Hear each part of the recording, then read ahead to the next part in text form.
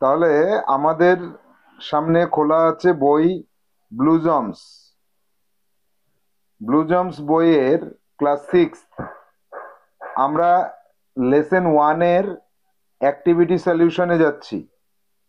Page number 13 এবং lesson 1-এর class number আজকে 7। 7 number ক্লাসে আমরা অ্যাক্টিভিটি 6 থেকে শুরু করব। দেখো অ্যাক্টিভিটি 6-এ কি বলেছে আমি পড়ছি।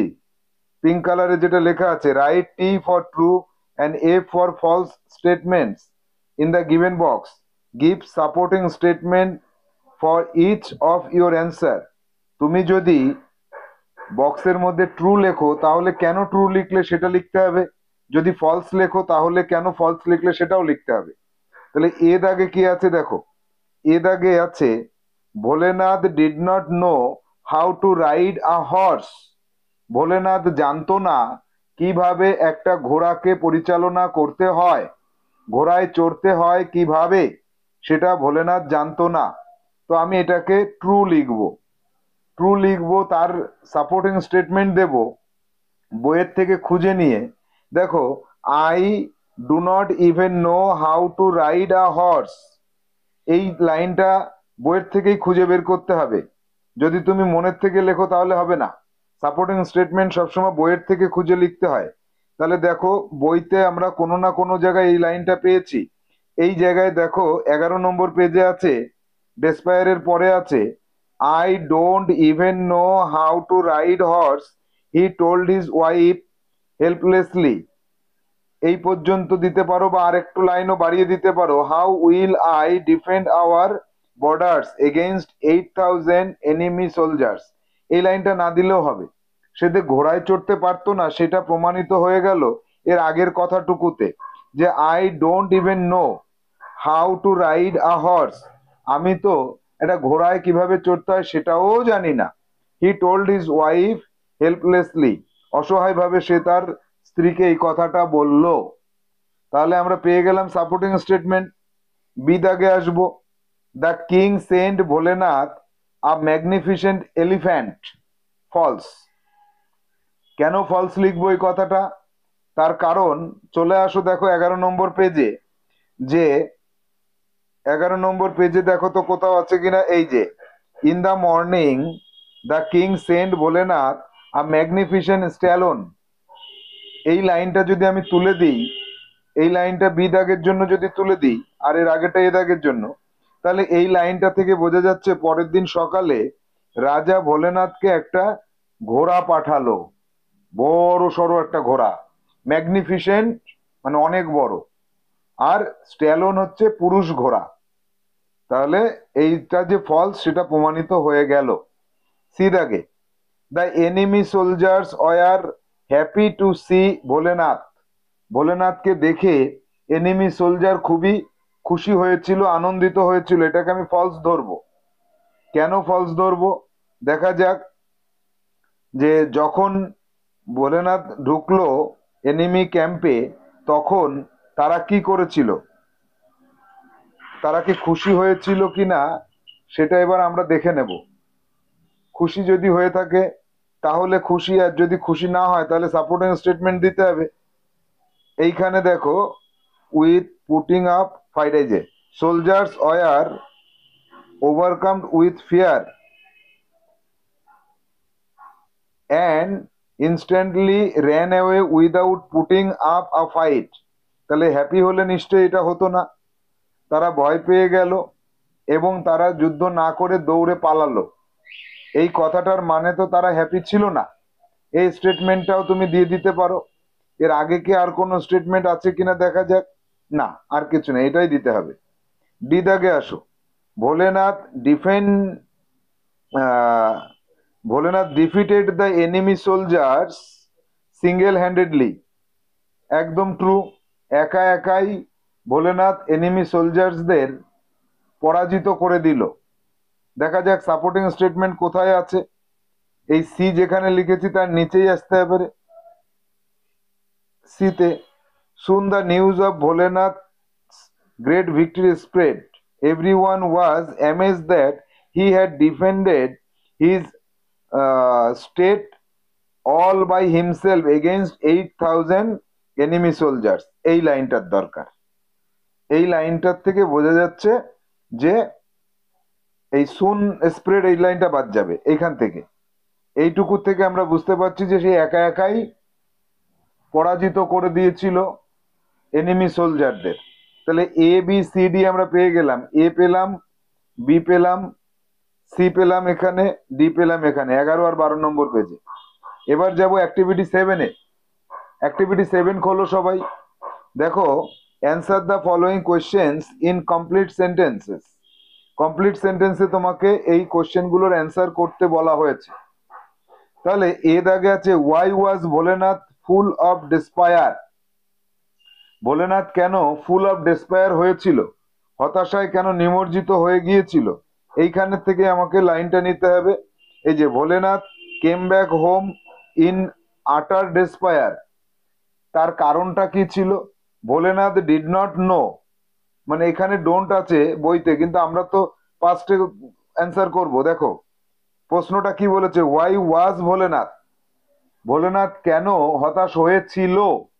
বাংলায় যখন প্রশ্নটা করছি হয়েছিল, অ্যান্সারটাও হবে সে হতাশ হয়েছিল। তাহলে Bholenath did not no, Bholenath did not know how to ride a horse, and he did not know how to fight against enemy soldiers। এই দুটো সেন্টেন্স দরকার হবে। So he was full of despair. আবার বলছি শুনে নাও, Bholenath, Bholenath did not know how to ride a horse, and he did not know how to fight against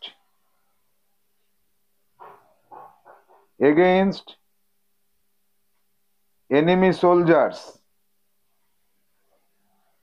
full stop। So হি ওয়াজ, পরেরটুকু এখান থেকে লিখতে হবে, ফুল অফ ডেসপায়ার। এখানে লেখা রয়েছে দেখো, হি ওয়াজ ফুল অফ ডেসপায়ার। তাহলে এ দাগের অ্যান্সারটা আমরা বুঝতে পারলাম। সে ঘোড়া চালাতে পারতো না এবং শত্রুদের সাথে যুদ্ধ কিভাবে করতে হয় সেটাও সে জানতো না, সেজন্য তো সে হতাশ হয়েছিল। এরপরে আসবো বি দাগে, পেজ নাম্বার 13-এর বি দাগ। দেখো, how did his wife help him to overcome his travel. তার যে সমস্যাটা হয়েছিল সেই সমস্যা থেকে তাকে বাঁচানোর জন্য, তাকে রক্ষা করার জন্য তার স্ত্রী তাকে কিভাবে হেল্প করেছিল। তাহলে হিজ ওয়াইফ, তার ওয়াইফ, বলছে হাউ ডিড, ডিড দিয়ে প্রশ্ন করলে ভি টু দিয়ে অ্যান্সার হয়, আমরা জানি। সারা জীবনের জন্য এটা মনে রাখতে হবে, যদি প্রশ্নের মধ্যে ডিড থাকে, ডিড V1 দিয়ে প্রশ্ন হয়, অ্যান্সার করতে হয় V2 দিয়ে। মনে থাকবে এটা সারা জীবন। ডিড V1 দিয়ে প্রশ্ন হলে, বলো আমার সাথে সাথে বলো, ডিড V1 দিয়ে প্রশ্ন করলে V2 দিয়ে অ্যান্সার করতে হয়। তাহলে how did Bholenath wife help him, তাহলে হেল্প দিয়ে প্রশ্ন হয়েছে, উত্তরটা সরাসরি যদি হেল্প দিয়ে করতাম তাহলে হেল্পড হয়ে যেত। এবার আমার বইয়ের থেকে নিতে হবে যে তার ওয়াইফ তাকে কি সাহায্য করেছিল। এইখানে দেখো, এই যে don't worry his wife said I will tie you to the horse. তাহলে এখানে বি দাগের অ্যান্সারটা এরকম লিখতে হবে, Bholenath, Bholenath wife, Bholenath wife tied him with the horse and at last he won the fight। ভোলেনাথের স্ত্রী তাকে ঘোড়ার সাথে বেঁধে দিয়েছিল এবং অবশেষে সে যুদ্ধে জয়লাভ করেছিল। তার ওয়াইফ সাহায্য করলো, সাহায্য কথাটা কোথাও বললাম না, কিন্তু সাহায্যটা কিভাবে করলো, এই যে বেঁধে দিল, টাই দেখো টাইড লিখেছি, ভিটু দিয়ে অ্যান্সার করেছি, তো অ্যান্সারটা ভিটু দিয়ে হয়েছে, দেখে বলো, এখানে ভিটু দিয়ে অ্যান্সার হলো, তাহলে ভিটু দিয়ে অ্যান্সার করতে হবে, যেহেতু ডিড দিয়ে প্রশ্ন আছে, তাহলে বলো একবার, ডিড দিয়ে প্রশ্ন করলে ভিটু দিয়ে অ্যান্সার হয়, ডিড দিয়ে প্রশ্ন করলে ভিটু দিয়ে অ্যান্সার হয়। বেশ, এবার চলে যাব পরবর্তী প্রশ্ন সি থেকে। What made the enemy soldiers greatly scared? শত্রুপক্ষের সৈন্যদের ভীষণভাবে ভয় পেয়ে গেল যে তারা, কিসের জন্য, কোন ঘটনাটা? হোয়াট মেড, এই যে মেড, মেড দিয়ে প্রশ্ন করেছে, মেড দিয়ে প্রশ্ন করলে আমরা কিন্তু অতীতের প্রশ্ন পেলাম, যে এনিমি সোলজারদের ভীষণভাবে ভয় পাইয়ে দিয়েছিল কোনটা।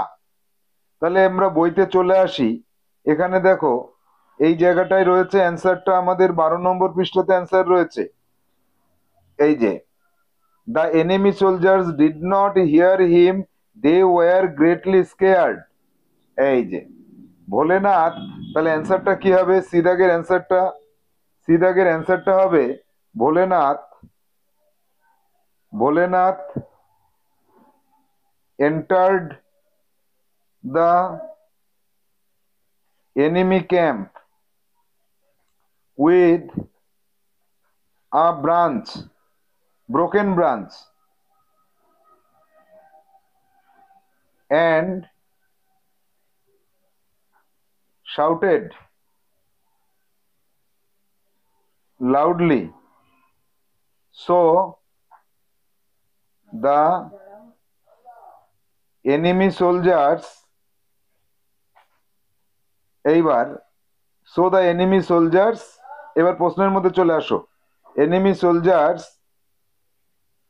গ্রেটলি স্কেয়ার্ড, এইখানে বইতে কোথায় আছে, এখানে এই যে দেখো, enemy soldiers were greatly scared, were greatly scared,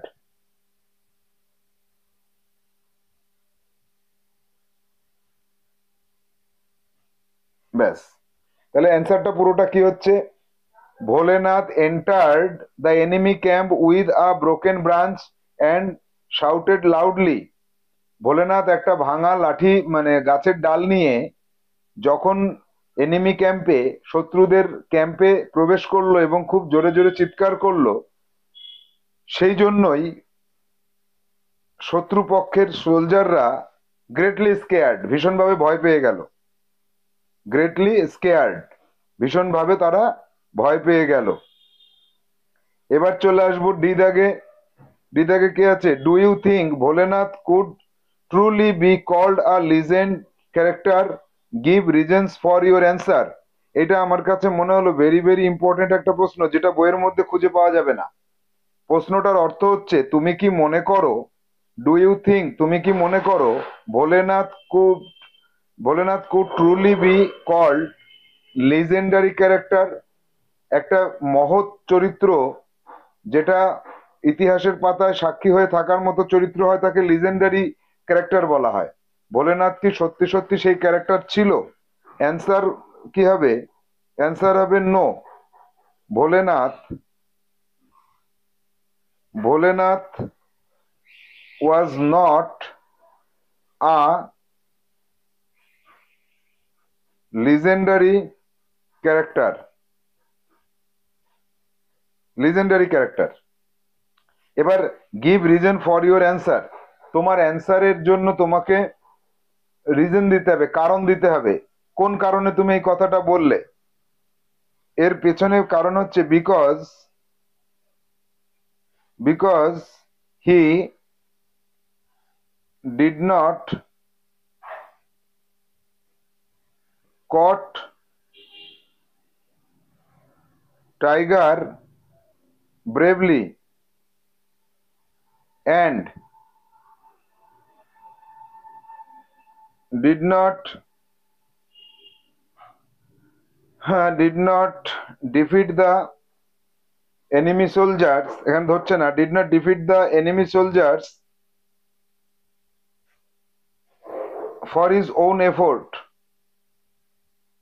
did not defeat the enemy soldiers for his own effort, এই কারণের জন্য সে বাঘটাকে নিজের সাহসিকতায় ধরেনি এবং এনিমি সোলজারদের পরাজিত করেছিল সেটা নিজের এফোর্টে, নিজের প্রচেষ্টায় সে তাদেরকে পরাজিত করতে পারেনি।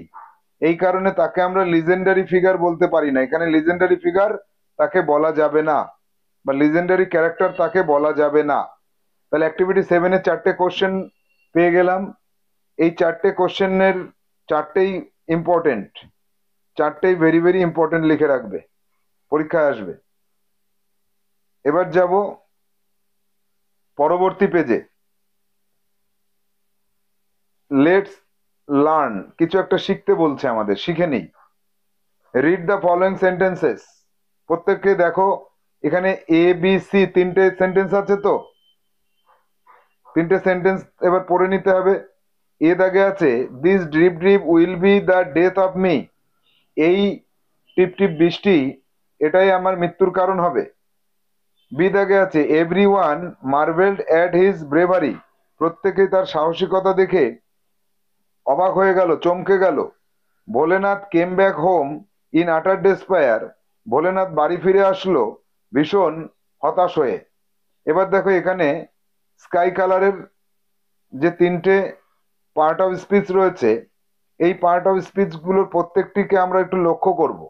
কি আছে, একটা আছে ডেথ, একটা আছে ব্রেভারি, একটা আছে ডেসপায়ার। ডেথ মানে মৃত্যু, ডেথ কথার অর্থ হচ্ছে মৃত্যু। ব্রেভারি মানে সাহসিকতা, সাহসিকতা। ডেসপায়ার হতাশা।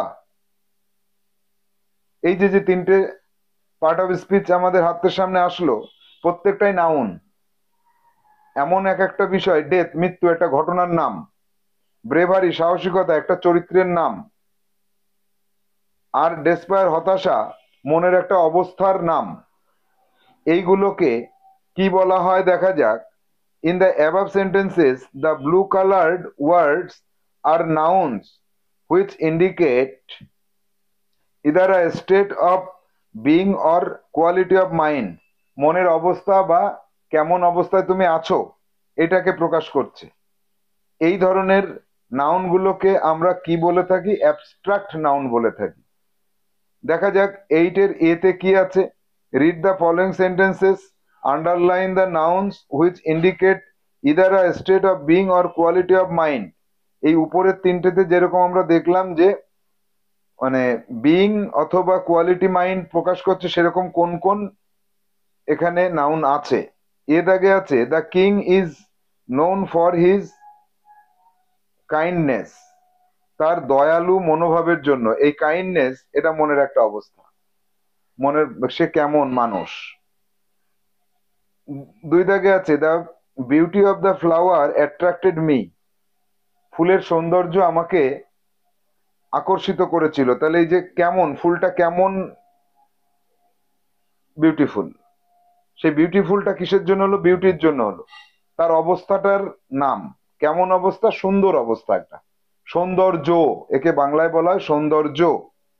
এরপরে চাইল্ডহুড ইজ ফান, চাইল্ডহুড খুবই মজার। একটা মানুষের জীবনের একটা অবস্থা, তার নাম হচ্ছে চাইল্ডহুড, শৈশব। শৈশব মানেই মজা। ইন্ডিয়া অ্যাটেইনড ফ্রিডম ইন 1947, তাহলে স্বাধীনতা, আমরা কোন অবস্থায় আছি, স্বাধীন না পরাধীন, সেই স্বাধীন অথবা পরাধীন অবস্থার নাম হচ্ছে স্বাধীনতা, পরাধীনতা। এটাও কিন্তু আমাদের কোন একটা অবস্থার কথা বললো। তাহলে এই যে 4টে পেলাম, এই 4টেই নাউন, এই 4টে অ্যাবস্ট্রাক্ট নাউন পেলাম আমরা। এবার আমাদের শেখাবে যে এগুলোকে বলা হয় abstract noun. The words you have underlined in activity 8A are abstract noun. Abstract nouns always indicate a state of being or a quality of mind, মানে কোন অবস্থা অথবা মনের অবস্থা, এই দুটোকে প্রকাশ করে। Note that abstract noun are usually formed from adjective adjective থেকে, ভার্ব থেকে, কমন নাউন থেকে এইগুলোকে আমরা তৈরি করতে পারি। কিভাবে তৈরি করতে হয় সেটা শিখে নাও। দেখো, ব্রেভারি ব্রেভ থেকে এসেছে। ব্রেভ মানে সাহস, ব্রেভারি মানে সাহসিকতা। তাহলে সাহস থেকে সাহসিকতা চলে আসলো। সাহসী, ব্রেভ মানে সাহসী, সাহসী হচ্ছে অ্যাডজেক্টিভ, সেখান থেকে সাহসিকতা মনের অবস্থা। কাইন্ডনেস, কাইন্ড দয়ালু, অ্যাডজেক্টিভ, সেখান থেকে কাইন্ডনেস। দয়ালু থেকে দয়া, নাউন হয়ে গেল, এটা মনের অবস্থা, কোন ধরনের মানুষ সেটা প্রকাশ করলো। এরপরে ভার্বের থেকে কিভাবে আসতে পারে? ডাই মানে মৃত্যু, বরণ করা, সেখান থেকে ডেথ মানে মৃত, মৃত্যু।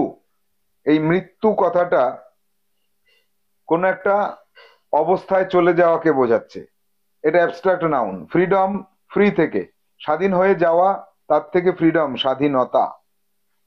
আবার কমন নাউন থেকে হতে পারে চাইল্ড, একটা কমন নাউন, সব ধরনের শিশু, সেখান থেকে চাইল্ডহুড, শৈশবকাল।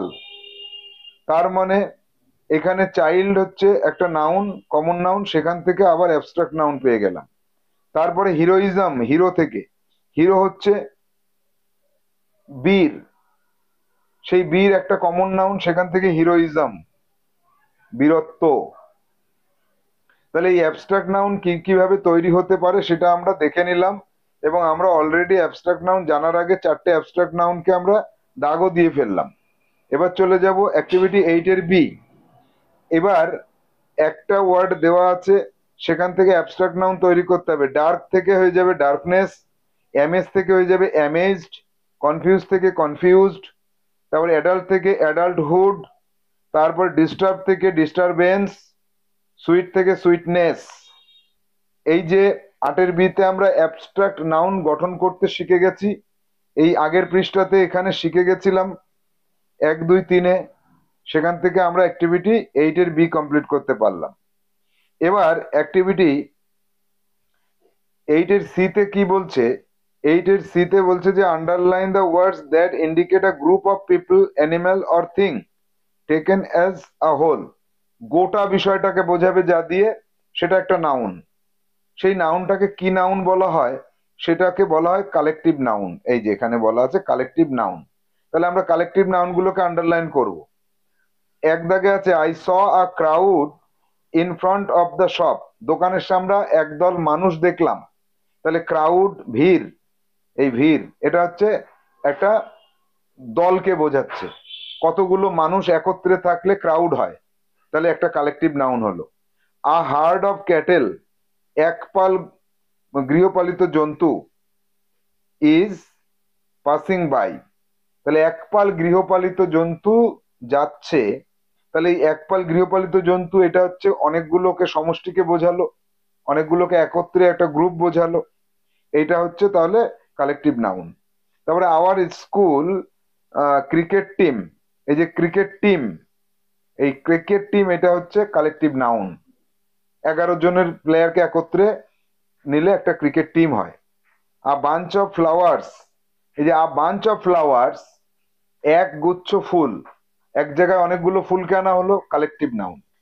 তাহলে আমরা অ্যাবস্ট্রাক্ট নাউন, কালেকটিভ নাউন এই দুটো বিষয়কে অ্যাক্টিভিটি 8-এ আমরা শিখে নিলাম। 8ABC তে অ্যাবস্ট্রাক্ট নাউন এবং কালেকটিভ নাউন এই দুটো নাউনের পর্যায়কে আমরা শিখে নিতে পারলাম। যাব পরবর্তী অ্যাক্টিভিটি 8-এর ডি তে। Fill in the blanks with appropriate collective nouns given in the help box, one is done for you. তাহলে a posse of policeman marched by, তাহলে পুলিশম্যানের এক দল, তারা মার্চ করতে করতে এগিয়ে গেল।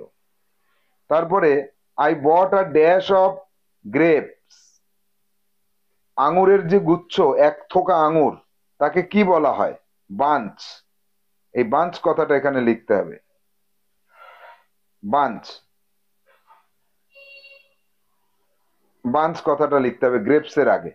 আর ড্যাশ অফ শিপ, তো শিপের আগে কি করতে হয়? ফ্লক লিখতে হয়, ফ্লক। এক দল ভেড়া। I saw a dash of বিজ, বীজ মানে মৌমাছি, তাদের আগে লিখতে হয় সোয়ার্ম। সোয়ার্ম অফ বিজ মানে এক গুচ্ছ বা এক ঝাঁক মৌমাছি। The dash is very noisy class. Class মানে একসাথে অনেকগুলো ছাত্রছাত্রী। Class is very noisy. তাহলে অ্যাক্টিভিটি 8 ডি পর্যন্ত আমরা কালেকটিভ নাউনকে বেছে নিতে শিখে গেলাম। এরপরে আমাদের আবার বলছে read the following sentences. The wall shook মানে তোমার দেওয়ালটা কেঁপে উঠলো।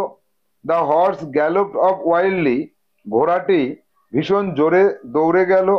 Rain water was leaking through the roof বৃষ্টির জল ছাদের মধ্যে দিয়ে গড়িয়ে পড়লো।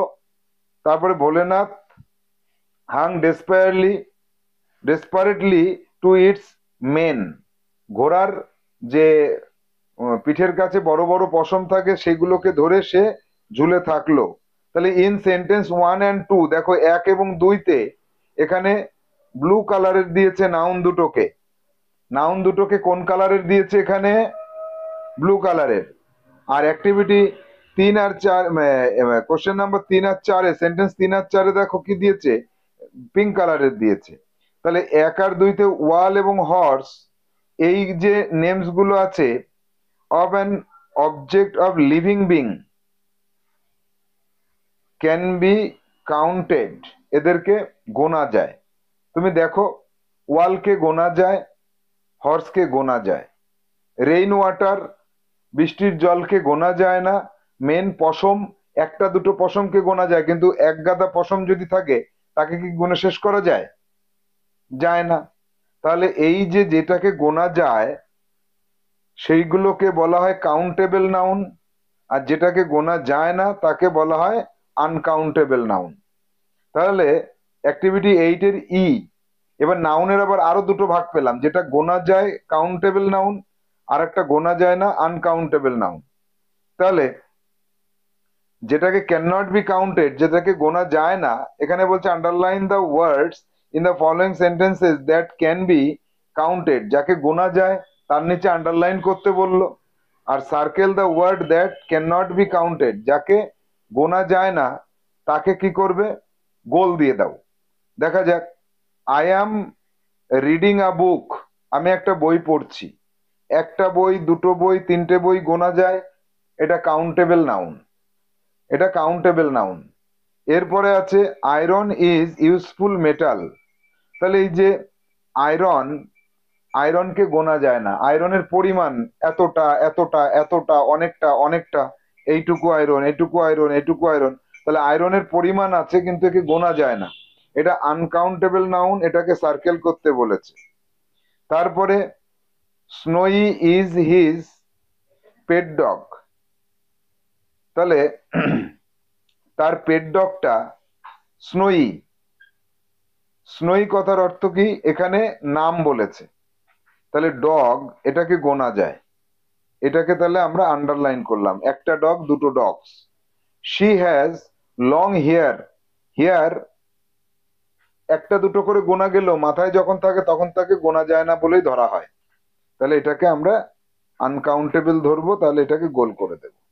তাহলে অ্যাক্টিভিটি 8-এর ই-তে চারটে সেন্টেন্সের মধ্যে দুটো পেলাম কাউন্টেবল নাউন আর দুটো পেলাম আনকাউন্টেবল নাউন।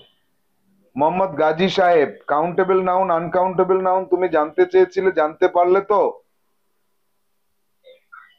স্যার একটা প্রশ্ন হচ্ছে, আপনি বললেন যে স্টার এটা কাউন্টেবল নাউন, কিন্তু এখানে যে মেইন মানে ওরা পশম এটা আনকাউন্টেবল নাউন। এবার যদি শোনো, এবার এগুলো কনফিউশন তৈরি করে। যখন স্টার, স্টার যখন একটা স্টার হবে, যখন 2 স্টারস হবে তখন এটা কাউন্টেবল নাউন, কিন্তু আকাশে থাকা অবস্থায় লক্ষ লক্ষ স্টারকে তখন কাউন্টেবল ধরা হবে না, আনকাউন্টেবল ধরা হবে। তুমি যদি মনে করো ধ্রুব তারা একটা স্টার ধরলে, ধ্রুব তারার পাশে আর একটা স্টার ধরলে, অল্প একটু জায়গার মধ্যে দুটো স্টার দেখতে পাচ্ছ, তখন কাউন্টেবল। আবার যখন আকাশের সব তারা, তখন কিন্তু আনকাউন্টেবল। হলো? তাহলে যাকে গুনতে পারবো, যাকে সিঙ্গুলার প্লুরাল করতে পারবো সেটা কাউন্টেবল, যার সিঙ্গুলার প্লুরাল করতে পারবো না সেটা আনকাউন্টেবল হয়ে যাবে। অ্যাক্টিভিটি 8-এর এফ এ আসো। Read the sentences carefully and put the underlined word in the correct column. Correct কলামটা কোথায় আছে দেখা যাক, এই যে কাউন্টেবল আর আনকাউন্টেবল পরের পৃষ্ঠাতে আছে। তাহলে আমরা চলে আসি, মিল্ক গোনা যায় না, তাহলে আনকাউন্টেবল মিল্ক। এরপরে আছে ডোর, দরজা গোনা যায়, একটা দরজা দুটো দরজা গোনা যায়, কাউন্টেবল নাউন। এরপরে আছে সুগার, চিনি গোনা যায় না, চিনিকে কখনোই গুণে শেষ করা যায় না, সুগার। তারপরে আছে মার্কেট, মার্কেট একটা মার্কেট দুটো মার্কেট এইভাবে গুনলে গোনা যায়। আবার একটা মার্কেট যদি বিরাট বড় বিস্তৃত হয় তাহলে গোনা যায় না, কিন্তু আমরা একটা মার্কেট দুটো মার্কেট এভাবে মার্কেট গুনতে পারি, তাহলে মার্কেট। এরপরে আছে চিলড্রেন, চিলড্রেন গোনা যায়, একটা চাইল্ড দুটো চিলড্রেন, তাহলে এখানে চিলড্রেনটাকে কাউন্টেবলের মধ্যে ধরলাম, চিলড্রেন। এরপরে চলে যাব, এরপরে আছে টয়েজ, টয়কেও গোনা যায়, টয়েজকেও গোনা যায়। তাহলে আমরা ছকটা কমপ্লিট করে ফেললাম। অ্যাক্টিভিটি 9-এ কি বলেছে, find words from the text nearest in meaning to the words given below. এখানে বাথরুমে যাবো? হ্যাঁ, এখানে দেখো চারটে ওয়ার্ড দিয়েছে, এদের কাছাকাছি মানে হয় এরকম ওয়ার্ড টেক্সট থেকে খুঁজে বের করতে হবে। প্রত্যেকেরই কিন্তু এটা সিডব্লিউ দেব, টেক্সট থেকে খুঁজে খুঁজে বের করে দেখাতে হবে। এই যে কিংলি, তারপরে সরো, কিংলি মানে রাজকীয়, সরো মানে দুঃখ, সারপ্রাইজড অবাক হয়ে যাওয়া, অ্যাফ্রেইড ভয় পাওয়া। এই চারটের মিনিং আছে বইয়ের মধ্যে যে ওয়ার্ড সেই ওয়ার্ড খুঁজে বের করতে হবে। স্যার বলছি সরো মানে কি? সরো কোথায় আছে? স্যার বি থাকে। সরো, সরো মানে দুঃখ, ঠিক আছে স্যার। সরো দুঃখ, সারপ্রাইজ অবাক হয়ে যাওয়া, অ্যাফ্রেড ভয় পাওয়া, কিংলি রাজকীয়। তাহলে এই চারটে তোমাদের সিডব্লিউ দেব, তোমরা এই চারটে খুঁজে বের করবে। অ্যাক্টিভিটি 9 হয়ে গেল। এবার 10-এর এ, 10-এর বি, আর কি আছে? আর নেই। 10-এর এ বি এই দুটো আমরা এখন করব না, আমাদের অ্যাক্টিভিটি 9 পর্যন্ত বাড়ির কাজ থাকলো। তোমাদের বাড়ির কাজ থাকবে অ্যাক্টিভিটি 6 থেকে 9 পর্যন্ত সব বাড়ি থেকে এইচডব্লিউ করে রাখবে, পরবর্তী ক্লাসে দেখাতে হবে। টাটা।